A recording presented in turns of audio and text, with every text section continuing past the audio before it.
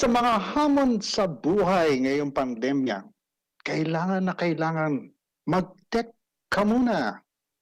Pero teka muna, sandali, sandali.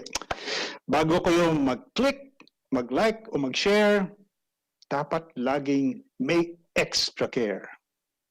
Ako po si Mon Isberto, ang inyong tech lolo, at welcome na naman po sa isa pang bagong episode ng inyong programa, ng ating programang Tech Ka Muna.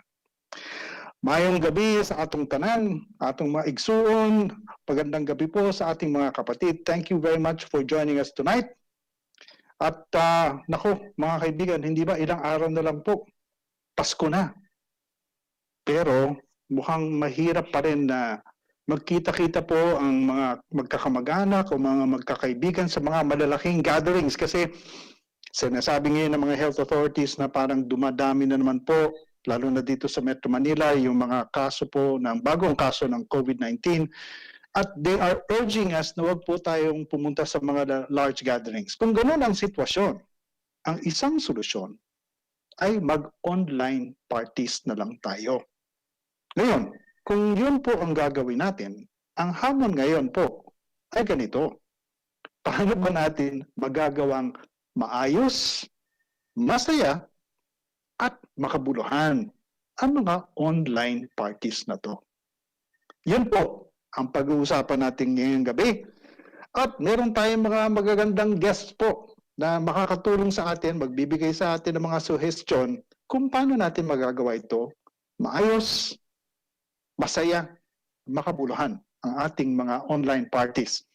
Diretso na po tayo mga kaibigan sa ating mga unang set of guests, no, to help us discuss this itong magandang subject nito. Very, very relevant kasi tulad ng sinabi ko, malapit na po yung Pasko. At ang unang-unang masasabi ko po ay napakabata po ng mga guests natin ngayon. Pero sa kabila ng pagiging napakabata ay marami po silang experience sa larangan na ito at makapagbibigay sa atin na talagang mga relevant na suggestions at mga tips kung paano natin gagawin ang ating mga Christmas online parties sa masayang paraan. So, ipakilala ko na po sa inyo. Ang unang guest natin po ay unang-una, si Miss Claire Aquino. Siya po, si Claire ay Events Manager ng Madison Events. Yes, that's the lady raising her hands. At kasama po ni Claire ay si Trich Nicole Cabias. Siya po ay Corporate Marketing Executive. Silang dalawa po, they work for an events company called Madison Events. Good evening, ladies. Magandang gabi po sa inyong dalawa. Good evening, sir. Hi, everyone. Thanks for having us here. Magandang gabi po sa nanonood din. Hello po. Thank you for joining us, no? And alam ko na very, very busy kayong itong mga araw na ito. So I really appreciate you taking the time, no, to join us tonight. Sige, diretso na tayo sa tanong. Sige nga, kung mag-online Christmas party tayo, sabihin natin, ng mga pamilya o mga kaibigan at barkada, o sige, paano natin magagawa ito? From your experience, marami na kayong karanasan eh. How do you do it na masaya, pero at the same time, maayos at makabuluhan? Sige nga. Sino mauna? Ikaw ba, Claire? Sige. Yeah. I can go first. Si Yes. Sige. Well, first po, well, of course, we're expecting po na everyone right now is staying in their homes, you know, in the comfort of their homes. Meron tayong limitation, we can't really go out. So the initiative really for online parties is to actually zero in kung ano po yung pinaka-relatable sa lahat ng magiging invited guests natin. So what we have to do is yes.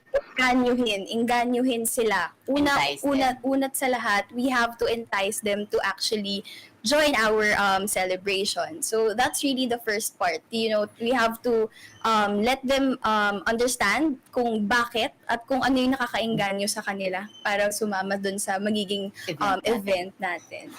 Pero kung ganun yan, Trich, iba ang sagot sa tanong na yan, hindi ba? Depende sa grupo na magsasama-sama. Halimbawa, magsimula tayo, pamilya. Kami, halimbawa, 4 na magkakapatid. Yes. Okay, we have our respective families. So, magkikita-kita kami. We can't see each other face to face. So, Anong prescription mo sa ganyang klaseng senaryo? Well, you wanna answer there? When it comes to families talaga, sir, well, right now, I'm very sure lahat tayo nami-miss natin yung may physical connection kapag meron tayong, usually it's this, at this moment, ngayon tayo nagkakaroon ng reunions. But right now, we're in this situation, so ang kailangan talaga natin gawin, sir, is, I understand meron tayo ang na talagang sinesenter on natin kapag sa mga ganito is andun pa rin yung pagka-miss mo sa pamilya mo. Andun yung need for you to want to converse, you want to convey your stories to them. So at the end of the day, ano man yung sitwasyon natin, we're all people. We actually connect through our stories and we want to hear from each other. So as long as we have that eagerness and we have that goal to actually catch up, it can start with a simple storytelling kasi.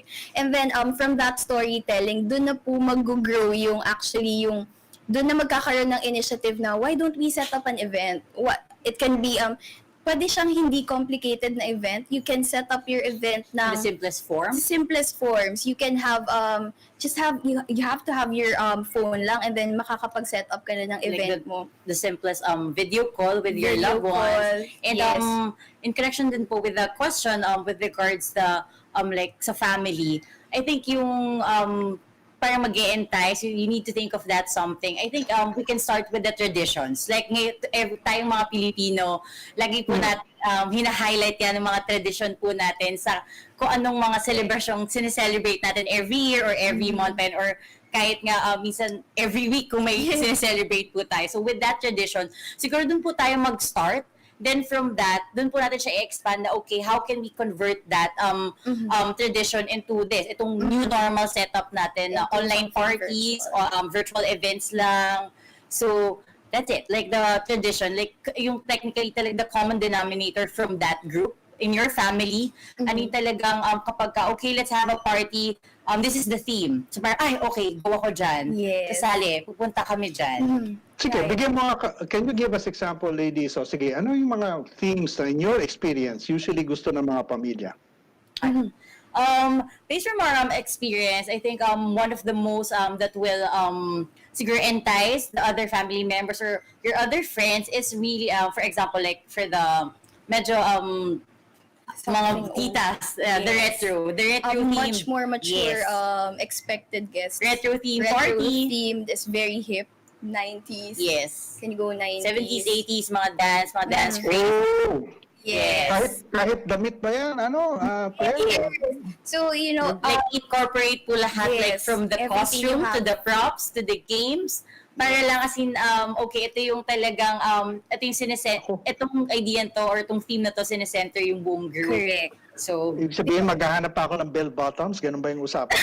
Naku, well, hindi naman. Hindi naman, sir. Hindi naman siya kailangan. Actually, surprisingly, the things that we do sa online events po namin now are still very similar to what we've done nung pre-pandemic Yes. pa. So it's really still the same. And actually, a lot of parties, we've been to a lot of parties na virtual. And they're actually, they have this initiative na meron lang silang one central theme. It can be a motif. Like Yes. everyone wear green, everyone wear red. Because in that way, nafe-feel pa rin natin na, actually, together pa rin tayo kasi nagkakaintindihan tayo na, okay, we're still together, we have this idea na to do this, na pare-parehas pa rin. Or like this Christmas, we can have like a Christmas theme. Pero ibig sabihin, talagang kailangan may tema, di ba? Kahit kahit gano'n kasimple, kahit kulay lang, basta may tema.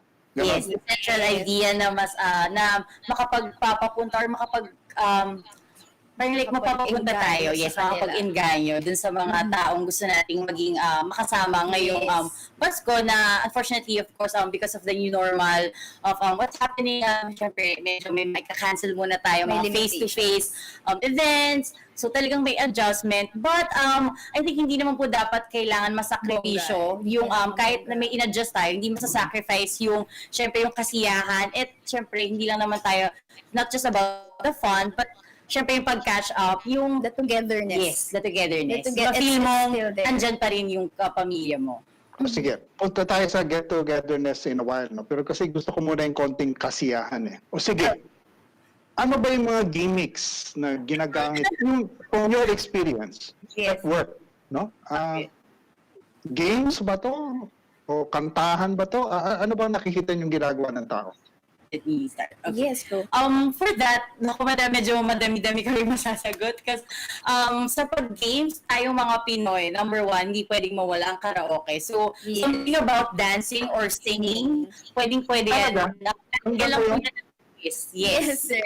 Kahit yung virtual events, talagang patok pa rin. As in, kung minsan may mga games na parang may mga nahihiya, pero kapag ito ang pinasok nating game sa isang event, tapatan ng camera, bigyan ng airtime ang isang screen, kakanta at kakanta po yan. So parang talagang bumabalik pa din siya dun sa underlying na message or parang sa tradition, kung ano yung magiging center of the game. Talaga po yung sundin at parang babalik tayo dun para dun natin mas mapaikot yung event na gusto po natin gawin na kahit online lang siya. Yes. So it's singing, no? O sige, ano pa ba? May mga quiz games ba? Ano ba yung mga quiz games? Trivia night, sir, is very patok siya actually. Lalo na ngayon, as I mentioned earlier, talagang ang punod-dulo naman ng events is the need or the want for us as individuals to tell our stories. So when we tell our stories, we can make use of trivia games. Pwede tayong gumawa ng isang trivia game type of activity within the party na yun yung way mo kung paano ka ba magkikwento sa pamilya mo na okay na probably siguro during this month ito yung mga na-achieve ko. It can be that and you can tell that in a way na trivia quiz game siya. So yun po yung mga bagay na talagang umiikot lahat sa kwento. You have to be as creative as possible. Okay, pero meron pa ako narinig at saka witness na rin ako na meron pa mga raffle. Yes. Hindi siya pwedeng mawala sa mga event. Yes, kasi ito na nga sinabi namin na ano ba yung something, ano yung mga unique or parang kakaibang gimmicks or games, prizes, costumes na makapag-entice sa ating mga parang pamilya, friends na mag-join raffle. Lagyan natin ng raffle. Ay, pupunta ako dyan, pwede ako manalo. Yes. It's not just parang one thing na syempre is makapag-catch up, makita, makasama yung mga pamilya mo. But on the side note, meron pang konting prize na pwede mo maiuwi. Yes.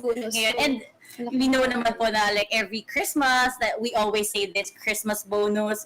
So I think the raffle is really like a great idea for Christmas event.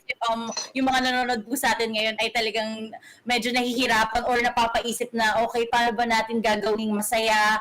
How are we going to parang ensure na lahat ng in-invite natin is talagang magko-confirm to go to our events? Meron po talagang something about gimmicks na makakapagpapapunta. Like, come in your best, or like your favorite character, or pwedeng kung ano yung gusto, pwede po talaga. So, sa experience niyo Claire at saka Treats, no? Sige, kasi halimbawa kung pamilya, o kahit sabihin natin barkada. Kung barkada, mas madali kasi same age group yan eh. Yes. Pero kung pamilya, di halo-halo. Ano ba ang mas mabuting gawin doon? Yung matatanda ba ang ipapagames mo o yung mga bata ang magiging focus ng iyong mga activities? I think, sir, for that, balance lang po. Meron po tayong gagawing games na pang kids. Meron ding games na gagawing pang adult. Siyempre, ayaw naman po natin sa isang party. Like kahit noon pa, nung meron pa po tayong face-to-face or like yung physical, like on-ground events. Siyempre, hindi naman po tayo or parang ayaw po natin na magkaroon ng event na merong mali-left out na group. Yes. Parang be it by age group or by like gender or something. Yes. Of course, we don't want anything na gano'n. As much as possible, we want to welcome everyone. That's why we invite them in the first place. So, and of course, we want everyone to enjoy, to have fun, and to really feel na they're really part of that event. Na talagang one way or another, kahit po sabihin natin, like what you said, pamilya, iba-iba man po ang parang bahay niyan, iba-iba man ang lugar na tinitirahan, pinagstayan, kinalakihan. Oh. Meron pa ring bagay na pwede tayong gawin para mas ma-feel or parang maging connected lahat, magkaisa. Okay. Grupong yan. Follow up yung point ninyong dalawa, no? Kasi been mentioning this kanina pa, no? That, I wonder, no? Kasi I've talked with some people, no? Ang sabi nila, minsan, ang hindi nila gusto dun sa mga parties o sa mga get-togethers, puro programa. Okay. Hindi na sila nakakapag-connect dun sa mga matagal na nilang hindi nakikita o hindi nakita dito mga nakaraang buwan. So, ang sabi nila sa akin, dapat may free time daw dun sa event na walang programa, na pwede lang magchismisan yung mga tao na nandoon. Yung bang dapat gawin, Rich, at saka Claire, I mean, you create free time. Yes. Actually, sir, right now, if I may share with you, what we do with our events is after the program, we really let them engage with each other. We admit We let everyone. them interact. We give them that time, probably an hour. We give them that an ample time to catch up. Kasi it's really necessary. Okay. Sort of like meron silang kumbaga sa meron silang debriefing. Yeah. Meron silang okay yung program. So I heard kanina dun sa trivia game mo ganito nangyari. So you can expound on that after the program kasi importante talaga na of course it's different kasi sir when someone is hosting it and it's different kapag wala nang nanonood sa inyo at wala na kayong fina-follow na program flow. And we understand that. That's why I agree po sa idea nyo na it's very important na you have the free time na hindi naman pwedeng puro games lang yung party natin. Hindi rin siya magiging success ng puro decors lang, puro may theme kayo pero wala kayong catch up. So at the end of the program or every after your games, you can definitely chit chat pa rin. We really advise lang yung mga games namin. Sinisingit lang namin talaga siya to actually, tumakbo para like mag-flow yung program. Intensify din. And then certain order. Yes, engage pa rin. Kung bakit Rich at saka Claire, no? Ibig sabihin, kumbaga, dapat may limitation yung oras ng programa. Hindi siya dapat masyado mahaba. Tama ba yun? Yes, we agree, Because sir. as a viewer, hindi naman po parang like pupunta lang doon. I mean, syempre, of course, ilagay na po natin sa sitwasyon ngayon yung virtual event. I'm not parang like, of course, we would think then kung ano yung parang nafe-feel or ano yung gustong makita, ano ba yung pinunta ng mga invited guests natin. Hindi naman po sila pumunta doon para, of course, we'll have like parang mga hosts, ayan, nag-gimmicks, games, sila magpapalaro. Syempre parang, okay, for the games, competitive pa yan. Okay. Ano yung first question? Okay, ready na ba? Raffle na, ayun na, ano kailangan kong gawin? Kailangan ko bang sumayaw, kumanta? Pero syempre, in connection with the free time, kailangan pa rin yung laid back lang. Yung parang talagang, feel at home pa rin. Parang, uy, si nanay, uy, si tita, andito. Ay, tita, kamusta ka na? Andun po, mafe-feel nyo talaga yung mafe-feel at home, pero online lang talagang version. I mean, ang pumalit lang siguro sa actual person kung dati is yung screen. But behind that, it's still the same person. It's the same people, same stories. Yun lang iikot, yes. So, technically, I mean, pwede ba gawin yun? Kasi siyempre sa mga online, di ba maraming mukha ka nakikita, halimbawa kung gumagamit ka ng Zoom. So, how can you create a space o pagkakataon na pwede mag-usap-usap yung 3, 4, 5 tao? Habang another 4 or 5 people, sa ibang lugar naman sila. Parang nag-chit-chat sila sa iba't ibang lugar ng kwarto. Pwedeng gawin yun sa online? Pwede yun, sir. Yes. Actually, right now, talagang nag-evolve din the technology right now. It's very fast-paced. So they're able to keep up in a way na, for example, the Zoom has breakout rooms. So if you want to, maybe, this is the group for the titas, this is the group for the cousins, pwede pa rin po yun sa Zoom. Very manageable. We have the breakout rooms. And right now, Facebook also have this messenger rooms. So marami po tayong platforms na kayang-kayang gamitin. It's readily available for us to be able to actually mount a simple event for our family and for our celebrations. So, yes.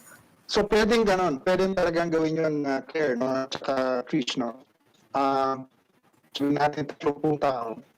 They break up into 4, 5, 6 groups. Yes. Pwedeng mangyari yun. No? Yes. Pwedeng gawin yun sa online. Yes. Marami kasi tao hindi naiintindihan yung puntong yan. pwede palang magchismisan sila na hindi kasama yung iba. Yes. Pwede, sir. Kayang-kaya po. Parang yung isang venue, ginawa po siya, I mean, gumawa din ng isa pang venue, pero online version. Like, Yes. pagpasok sa isang link, of course, may parang gagawa, pag-i-schedule po tayo ng meeting, meron po, bago po kayo makapasok doon sa exact meeting room or kung saan magkakaroon ng event, may waiting room pang tinatawag. So, parang doon maghihintayan, tapos mas mapapasok, andun yung main program. Tapos, syempre, like, katulad na rin po nang nabanggit ni Trish, with the guards, the breakout rooms, meron po yan. So, hindi natin iset parang sino yung magkakasama sa first room na to. Yes. Parang, uy, sino, who's with you in that second room, then sa messenger rooms din meron. So, talagang yung technology is nag-adjust and at the same time is tayo din po is makikisabay na. Like talagang Yes. na-convert na, of course, with in connection to then with what's happening right now. So talagang nandun pa rin. Sorry, babalik pa rin ako dun sa may adjustment man, pero hindi syempre pwedeng mawala yung kasiyahan. Kailangan kahit may natanggal man na yung parang physical yung feeling or like contact na talagang face-to-face mo makikita yung loved ones mo. But ano pa rin, mapaparamdam mo pa rin sa kanila na okay, we're still a family. Even though we're in these trying times, ngayong Pasko, mafe-feel pa rin natin kung ano ba yung totoong spirit nun sa atin, sa pamilya natin, sa grupong to. Well, speaking about breaking up into small rooms or small groups, no? Usap ko yung aking apo kanina eh. Kwento naman sa kanya, ang kwento naman niya sa akin, yung games din pala pwedeng maging breakout room. Yung ano ba ito? Among Us daw. Maraming mga bata at hindi lang mga bata, kahit yung mga matatanda, gumagamit ng Among Us. Tapos pwede rin sila maggrupo-grupo. Have you used this kind of gimmick or approach para sa mga parties na ito? To be honest, sir, actually, mga few weeks ago, we just had an Among the Us first event. ever Among Us themed event. As in, coordinator nag-handle doon. Tapos yung talent namin parang, okay, what's the theme? Among Us. Ito Among yung Us. costume.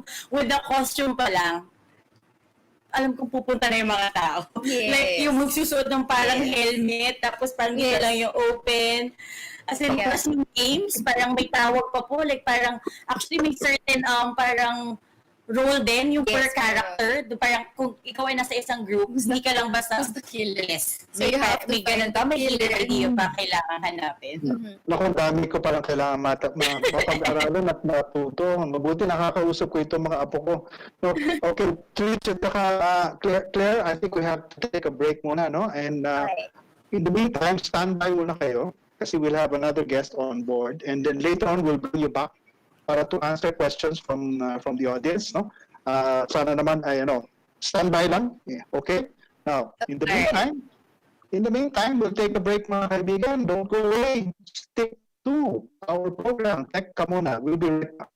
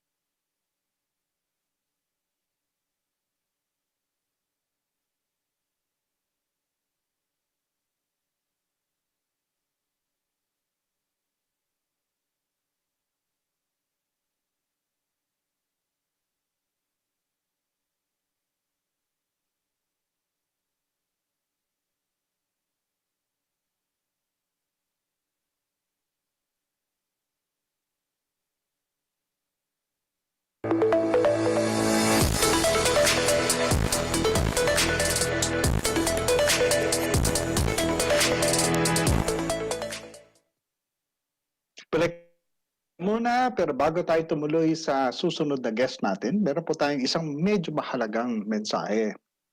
Okay? Tulad nga ng inaasahan natin, at kaya topic natin ngayong gabi, kailangan nating i-celebrate ang Pasko ngayon, 2020, kung kailangan online. Buti na lang merong napakabilis at napakasulit na prepaid internet at home with PLDT Home Wi-Fi prepaid.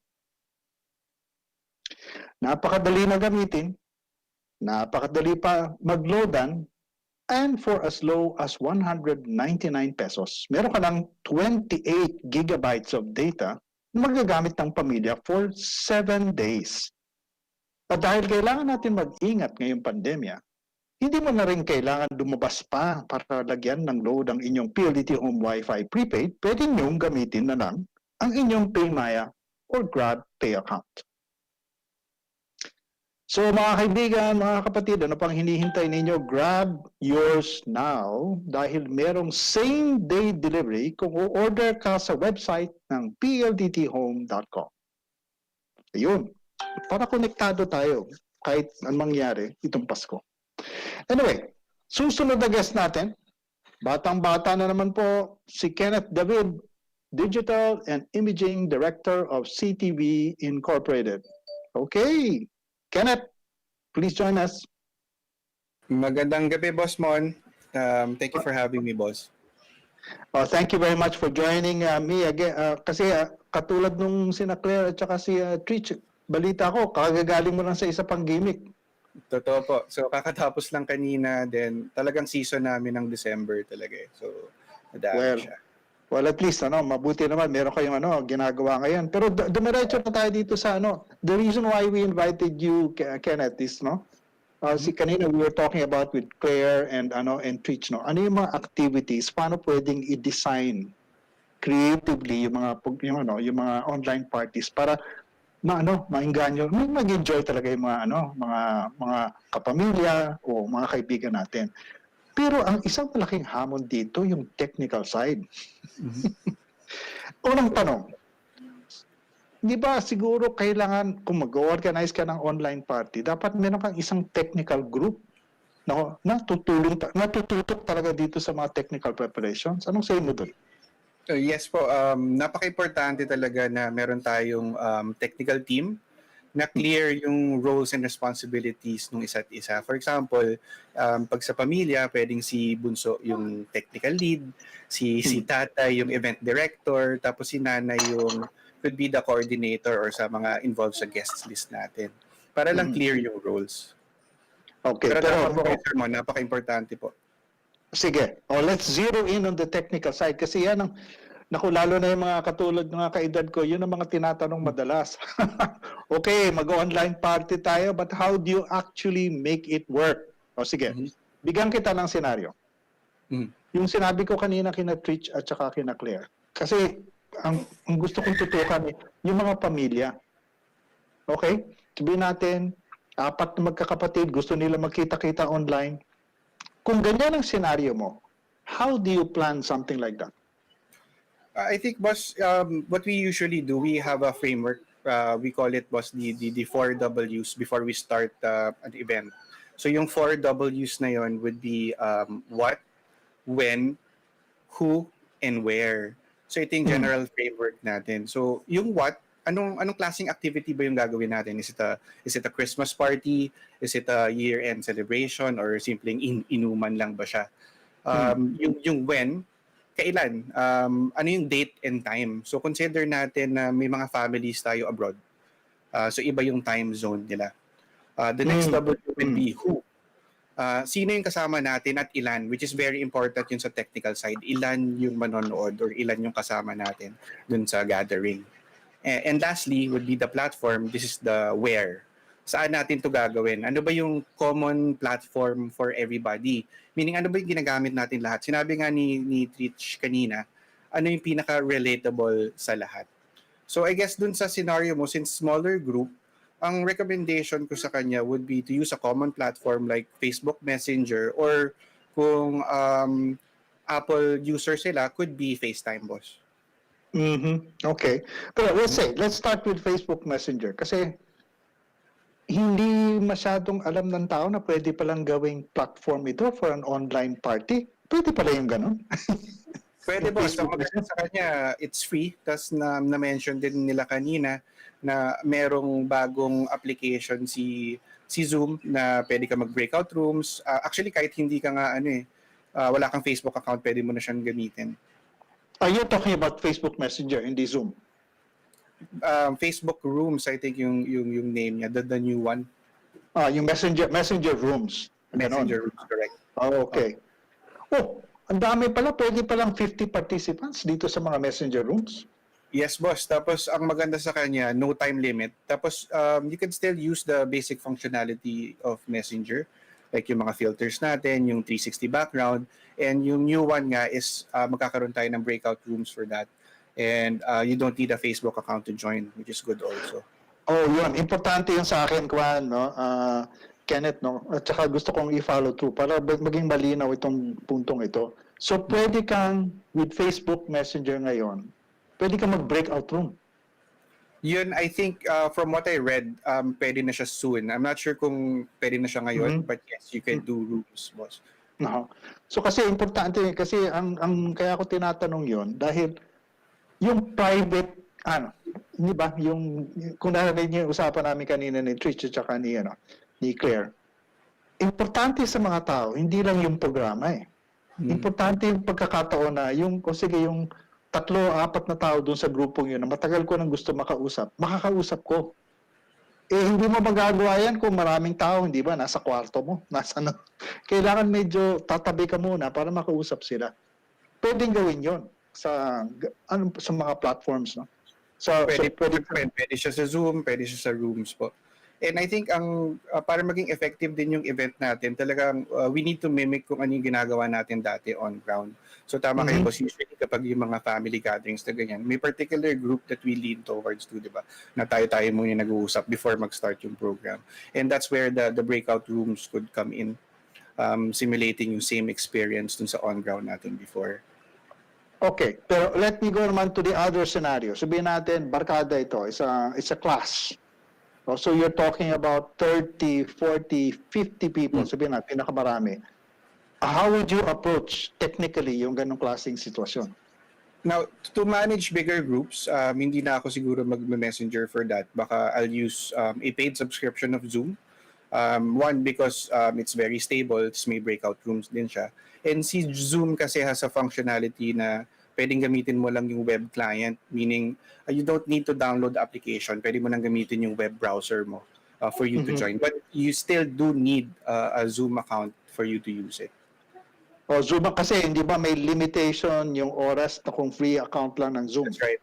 Opo. So with if you're going to use the paid service, I think making unlimited na yung time, which is very important. Baka mabitin tayo, boss, kapag may time limit. Okay. Now, you mentioned this whole idea of platforms, okay? Whether it is Facebook Messenger or it is Zoom. Paano mo minamanage yun, Kenneth, no? Dapat, hindi ba, merong isang tao na humahawak ng platform na yun? Yes, so dun yung first question niyo, boss, the very important na may technical team ka to help you out. Para talagang yun yung role niya to patakbuhin yung buong event natin and the platforms na mapipili. So, kumbaga, merong isang tao na doon naka-reside yung Zoom o yung Messenger, siya ang nagmamanage nitong lahat? Ganun ba yun? Opo, kung kakayanin na may help siya, kuwari 2 to 3, better yun. But ideally, yes, we need to have one point person na parang technical director yung dating. Naku, daming sakit ng ulo yun. Di ba yun ang trabaho mo, Kenneth? Opo, yun po yung trabaho ko, kaya masakit po yung ulo ko today.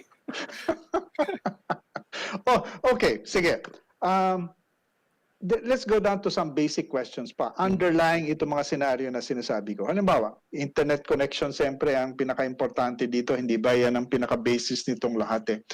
Ano ba ang minimum speed na kailangan mo, lalo na dun sa pinaka-base ng Zoom mo o ng pinaka-base ng Facebook Messenger mo na kailangan ng taong humahawak nun, ano minimum speed dapat meron siya?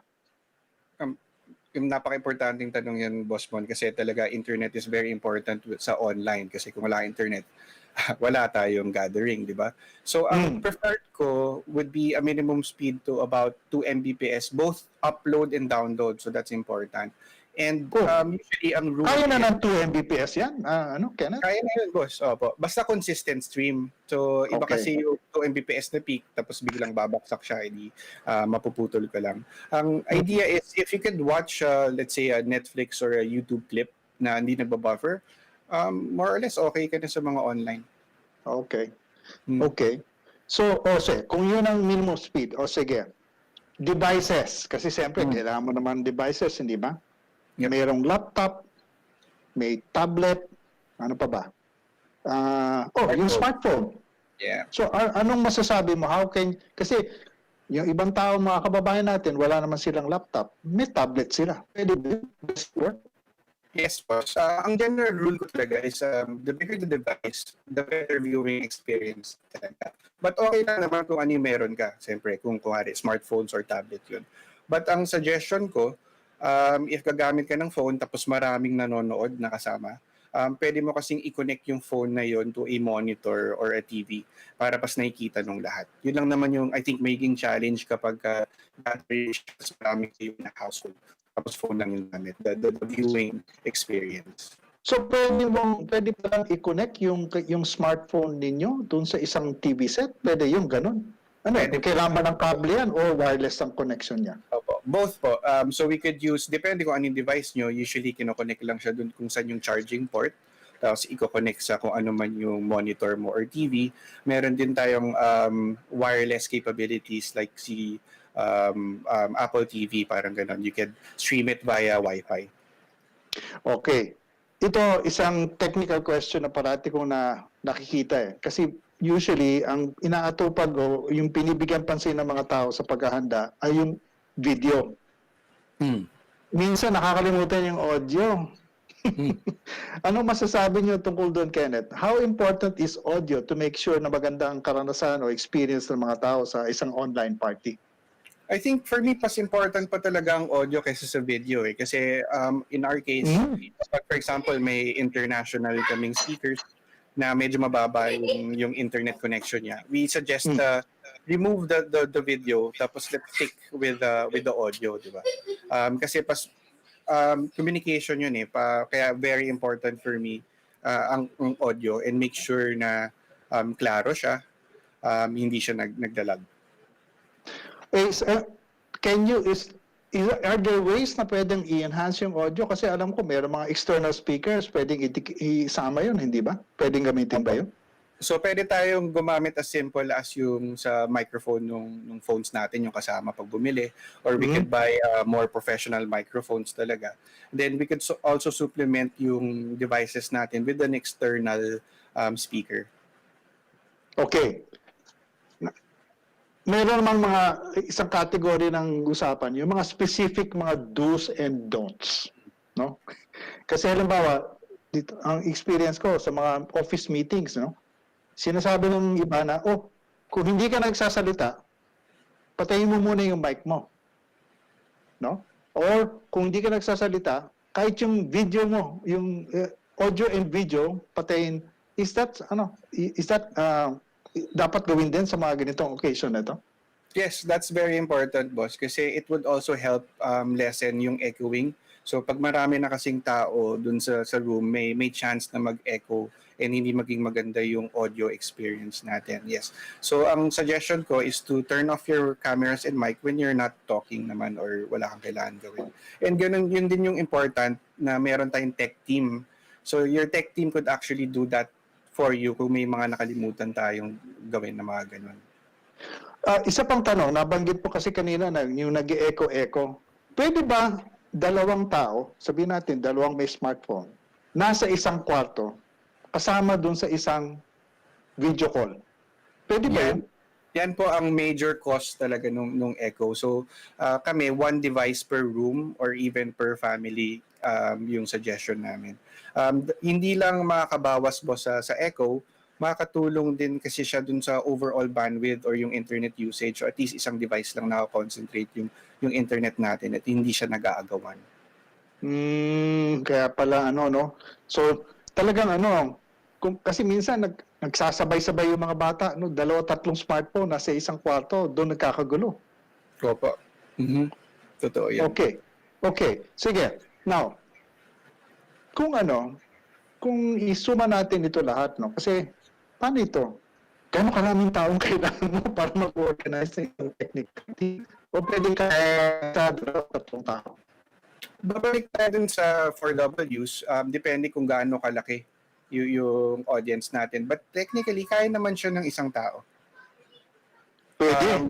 Yeah, Parang kaya siya. Superman naman ata yan, Kenneth. Parang yung ginagawa mo. Pero yung sinabi ko example boss kanina, kung may pas maraming makakatulong, importante din yun. So, kuwari si tatay could be the director, tapos may tech lead, then coordinator. Yung ginagawa kasi ng iba, Kenneth, halimbawa, kung mayroong kakanta, or somebody is going to play the piano or or play the guitar, pre-record na nila. Yes. Is that a good Is that a good idea? Yes, halos lahat ng online events namin that involves na mga may band or anything na music, mas gusto ko sanang pre-recorded kasi pas timplado yung music. Marami kasi pwede mangyari online. So, pwede ma-disconnect, especially kung band nga yun, marami tayong equipment masyado. So yes, boss, maganda pag if we could pre-record everything na hindi naman kailangan siyang live.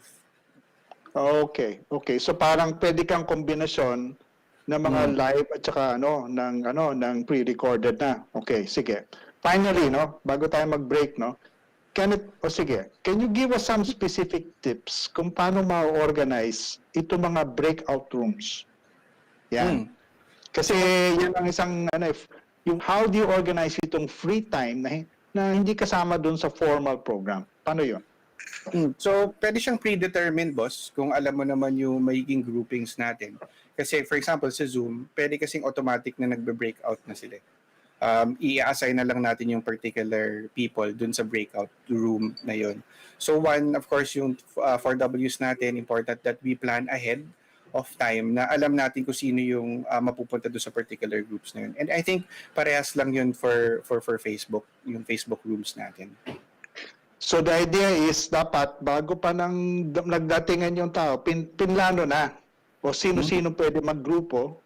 Correct. Tapos i-arrange na o sige pag pumasok na sila, gusto niyo ba magchismisan muna? O dito muna kayo sa room na yun. Tama ba yun? Actually kami, boss, meron pa kaming 2 steps before the actual event eh. So yung first step, we call it parang onboarding and alignment meeting. So ito yung parang pag-uusapan natin, sino ba sa room na to, ano ba yung pwedeng gimmicks dito, and at the same time, in-experience na natin yung platform na gagamitin natin, so kung Facebook man yun or Zoom. And then yung second step, rehearsal. So ito yung a day or even days before the actual event, kailangan natin mag-rehearse na dire-diretso na siya. Kailangan talaga ng rehearsal, no? Pulido na siya dapat, boss. Tapos kumbaga, okay na yung program, okay na yung video playback natin and scripts. Tapos saka na yung actual execution para talagang pulido tayo. Ibang klase na itong buhay natin ngayon, no? Imagine mo, may tech rehearsal ng gathering, di ba? So, ito na talaga. Sige, Sandra. Kenneth, thank you very much for your feedback. Now, don't go away. Well, kasi meron pa tayong Q&A. So, but in the meantime, kung gusto niyo mga kaibigan na magtanong, please, no, bisitahin lang po yung 1PH Facebook page at mag-post kayo ng questions at mamaya sasagutin natin ulit itong mga katanungan na ito. Okay, pero bago natin ituloy yung programa, meron pa tayong isang mahalagang paalala. We'll be right back. Huwag po kayong umalis.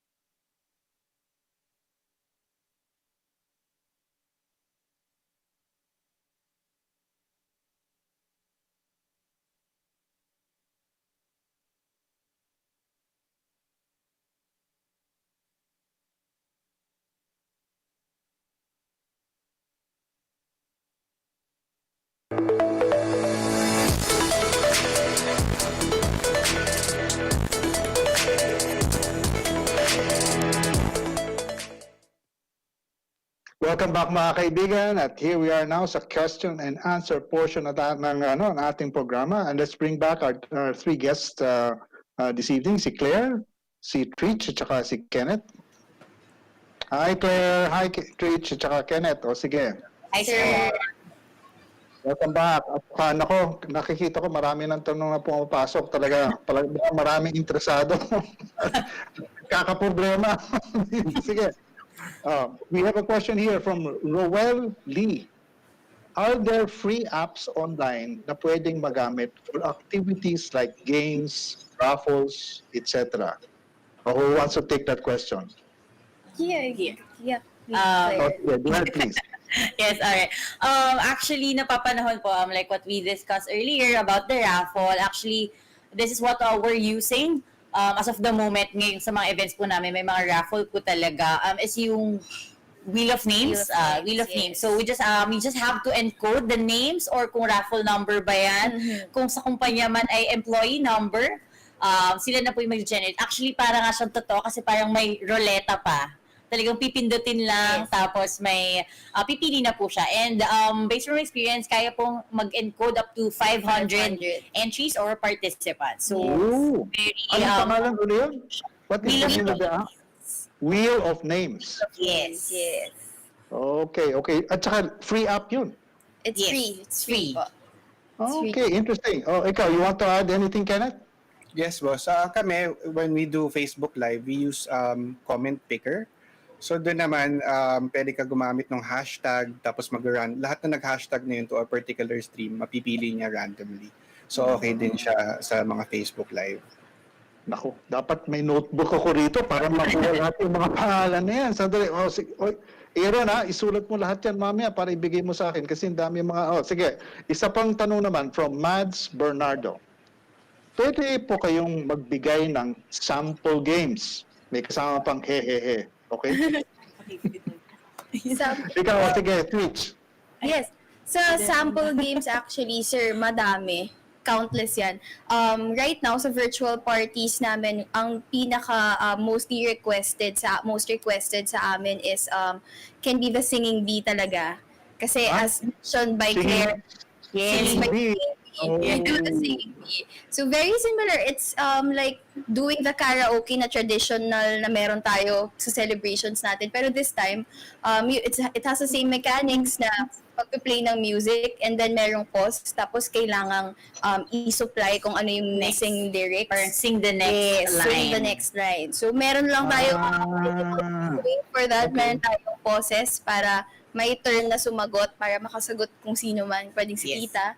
So, may pauses lang siya in between. Yes. Yeah. Or to make it simpler, like mag-play lang po tayo ng music, tapos i-pause, then kakantahin na yung next. Next line.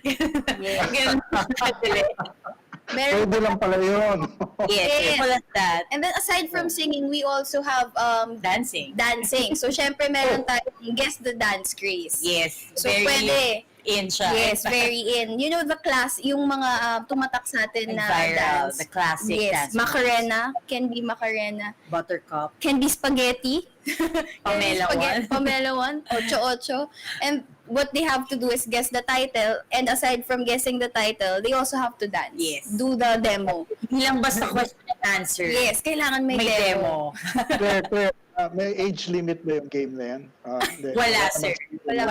Meron po tayong mga dance craze na pang bata. Meron din po tayong dance craze na pang mga oldies but goodies. Meron tayong Sa cha-cha. mga retro team po nating Still, parties, yes. pwede sa lahat. Kaya kong ilabas yung aking mga lumang yung tawag nito? Claire na pantalon. Okay. Piniplay ko na po ba yung music ngayon? Yes. Kenneth, kanina ka pang tumatawa. Baka meron kang gustong idagdag. Kami, what we usually do, we use a third-party platform called Slido, and we use the quiz functionality of it. So maganda doon sa mga competitive na tao. Meron siyang leaderboard. Makikita mo real-time kung sino yung nananalo. So for example, may 10 sets of questions ka about Christmas. Tapos time-based siya. To the point na yung point system niya is up to the millisecond, so pabilisan. So very engaging yun sa mga tao and lalo sa mga competitive, di ba? So at the end of the final round, sino yung top leaderboard na automated, siya yung may nakakanalo ng premyo. Surprise. Grabe naman ito, nakakahilo nitong usapan na to. Pero okay, ito naman ay conceptual planning issue ito. From Alexander Love Kayanyan. Kasama ba ang sa konsiderasyon ang oras? Kasi meron daw yung mga oras na medyo masikip ang traffic sa internet. So how do you deal with that question? Ako, on our side, I think kung ma-adjust nyo naman siya na hindi heavy yung internet usage. For example, sa atin, usually lunch break and dinner time kasi yun yung parang free time habang kumakain, di ba? Mas maganda if we do it to mga 2 o'clock to 3 p.m. Oo, kasi mahirap nang parang sumasabay ka sa traffic jam, hindi ba? Totoo po. Pero Para Sige po. meron pang isang consideration sa oras kasi kung meron ka mga kamag-anak abroad o mga kaibigan abroad, di ba nag-i-impact yan sa timing sa plano nyo sa timing? Gumagano-ganong ka, Claire, ano bang reaction mo? Yes, nakaka-relate kasi, sir, simula na even when we started the virtual parties here in our company, Madison, meron po talagang clients na po kami nag-inquire, nagbo-book na talagang mapapaisip, parang kakaiba yung oras. Kasi usually, ang program po namin is around 10 to 5 to 6 p.m. I think the latest. But we had events na as early as 7 a.m., as late as 11 p.m. here in the Philippines. Na, yes, It's sir. because the client po May is guest siya in the taga-ibang US. bansa. Or yes, the there, client is yeah. directly there. So we have to really adjust. There was one event na umabot ng 12 midnight, but it's a children's party. Yes. But we have to accommodate, of course. Kasi yung celebrant yung nasa US. Yes. Then yung mga titas, lolos, lolas yung nag-adjust here in the Philippines. Pero kasi medyo madami din po kasi invited guests na from other countries din, like sa Canada. So talagang mas pinaboran yung mga invited guests. Pero I think meron pa silang isang party na pang Philippine time naman, like yung para naman sa guests nila here sa Philippines. So I think it will all go down din, sir, siguro sa like right planning, kung ano yung mas parang ipa-prioritize mo ba natin, like the kids, para okay, like yung bedtime pa nila, or the lolos and lolas na minsan lang makita yung apo or pamangkin, mga tatita. So We have to right wait. planning, yes. Right planning is the answer for that, yung time zone. Kenneth, follow through on that particular question. Halimbawa, in your experience, ano bang yung sa time zone? Is it mga Pilipinong nasa US, nasa East Coast, nasa West Coast, o nasa Europe, o nasa Middle East? Ano bang nakikita niyong pattern? Usually sa amin, kung sino mas maraming tao, yun yung susundin. So kung nga, 100 sa Pilipinas, tapos 2 lang sa US, edi adjust si US, siyempre. Mahirapan naman yan. So parang ganun. Okay. Yeah. Oo. Pero let's say if you have foreign participants, usually West Coast, US, East Coast, or is it more Middle East? Anong nakikita mong pattern? Meron ba? Recently, puro nasa US, New York and LA kami. So yung mas madami. So depende kasi sa event yun, boss. Okay. Ito naman, Ito medyo, this is technical planning question from Catalina Gatchalian. Hello, tanong lang po kasi nag-Zoom party kami.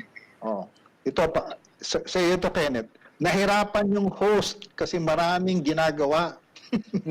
Pwede po bang may ibang nagko-control bukod sa host? Sige, how do you organize it? Sige nga. So bibigyan mo lang ng admin access yung ibang group mates mo.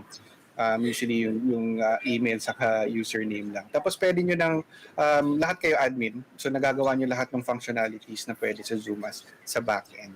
So in her case, mas maganda kung mas maraming tumutulong. So yung iba nag-invite lang ng guest, iba yung nag-mute or nagsa-spotlight. Diba? Yung iba nag-kick out kasi hindi naman pala dapat nandun. Yung mga ganon. Pero from your experience, Kenneth, how many siguro, kumbaga mga co-hosts or controllers? 2, 3, 4, ano ba? In our team, on average, pagka small event and basic event, 3 to 5 kami. Okay. Kayo naman, Claire, anong masasabi nyo dyan? Claire as the events manager. She has a lot of experience. Yes. Actually, that's my main job. Like for the past few months, like 5 to 6 or 7 months at most, for like yung normal birthday parties or like the virtual events that we have, one coordinator, and that's me. So like for the games, queuing of the games together with the talent, one can do. But for corporate events, especially this Christmas season, actually like the other day we just had like 9 events in a day na puro corporate. Medyo talagang kumuha na kami ng another coordinator, like reinforcement for that. Kasi po like example, kapag yung isang program is super jam-packed, like kailangan may isang nakafocus sa raffle lang. Yes. Kasi syempre, we're going to generate winners. May prizes na nakasalala or connected with that. So we're very important yung na-encode nating participants or entries. So talagang dapat may nakafocus. Then the other is meron din po nakafocus sa pag-share screen, like what Sir Kenneth said. Para at least every time na pagsabi nung host, pag-cue niya, share screen, play niya agad. Then of course, may isa ding naka-focus for the pag-spotlight, and yung parang para kasi po silang virtual stage manager. Yes. Sila yung Okay. nakikita nung guest Zoom or dun sa like what's on air. Ganun po. Naku, marami pang questions, but I think we're running out of time. One last question, ha? One last question. Okay, from Rona Santos. Ewan ko na kung masasagot nyo to. Paano naman mabibigyan ng aginaldo sina Ninong at Ninang kung online ang Christmas party? Ano niya? Kasi, when it May comes sagot na kayo. I-pay kaya na lang yung ano. I-pay kaya na yung bayad, di ba? yes, Hi Ninong, hi Nina. Ito po pa yung GCash number ko. GCash and electronic Ano lang yung QR vouchers. code. Yes. Electronic vouchers. Naku, Yan. so kailangan yung mga maliliit na bata, oh, ito yung aking account number, ganun ba yun? Pwede po. Pwede. May Or yung QR nanay, code na ginagawa, po yung yung nanay. maliliit na kids. May QR code. Ay, naku, iba na talagang panahon, Diyos ko. Okay. Anyway, thank you very, very much, no? Claire at saka Trich and Kenneth, thank you very much for joining us this evening. I hope ang ating mga nakapanood ay nakapulot ng magandang tips mula sa inyo. Thank you very much. Okay, maraming salamat, no? And so that's it for our program ngayong gabi. Sandali, sine-check ko lang kung meron pa ba akong kailangan sabihin. Ay, okay na tayo. So, maraming salamat po ulit for joining us tonight. At laging tandaan mga kaibigan, malaki ang pakinabang ng gadgets. Pero teka muna, think before you click. Ako po ulit si Mon Isberto, ang inyong teknolo. Magandang gabi po.